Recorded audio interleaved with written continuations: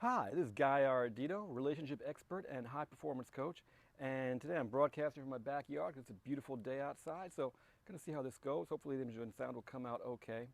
I want to talk about a couple of things that came up the last couple of days. One was a quote I came across that says, "That which cannot be changed or repaired should not be regarded.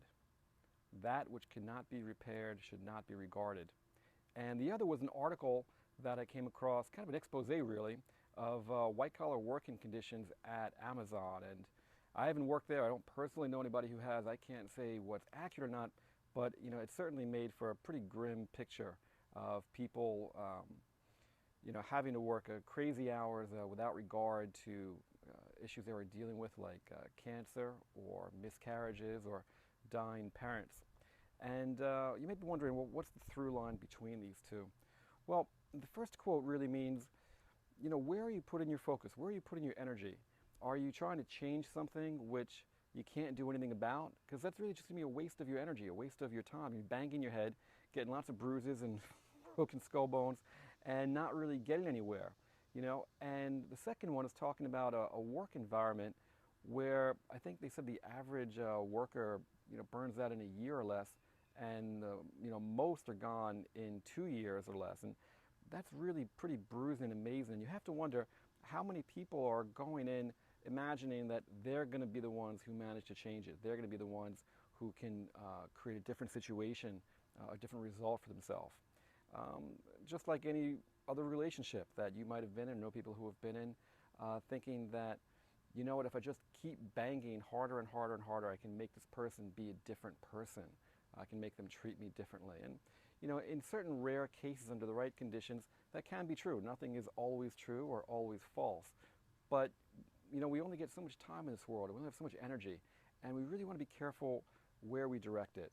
And just so we're clear, I'm not saying that you should only take relationships or jobs or situations that are perfect. Everything great really requires some kind of investment. A great career or a job or business, if you're an entrepreneur, requires you to put energy in, and a great relationship requires you to put energy in. And even if they're the right business for you, the right relationship for you, there are still going to be times that are challenging. They're going to make you doubt yourself, and that's okay. You have to be aware of that. The issue is recognizing when you're passing the threshold that you're now just beating your head against the wall. You're doing something that's incongruent with who you are, that's really not the right kind of match. Those are situations where you need to be regarding them no longer. You need to be putting your time and attention towards something new.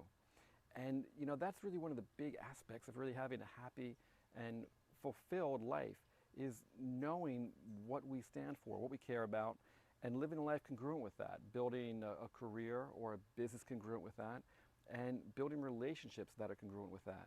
But of course, the first step is really understanding who we are. And most of us don't really know. We're rushing around so much. We know what entertains us. We know what we might like or what we're attracted to, but we don't really understand ourselves deeply. We don't know what our real values are. We don't know what our real beliefs are. We don't know what our real needs are. All these which kind of form the map of who we are. Much less what I call our choice drivers, or things that decide how we deal with situations. By understanding yourself, that's when you can begin to be making much better choices as to what's a good fit. And that's a big part of what I do. So if you ever work with me, that's going to be part and parcel of where we start off. So I hope you found this a little bit useful. The big takeaway, know yourself, know what you care about, know what you stand for, know what you want, and make sure that wherever you're putting your time and energy, or really everywhere you're putting your time and energy, your relationships, especially relationships, that what really I care about so much, your career, hobbies, anything, make sure you're doing it towards something that's congruent with who you are, and not trying to change something that you can't change, or for that matter, dwelling on the past.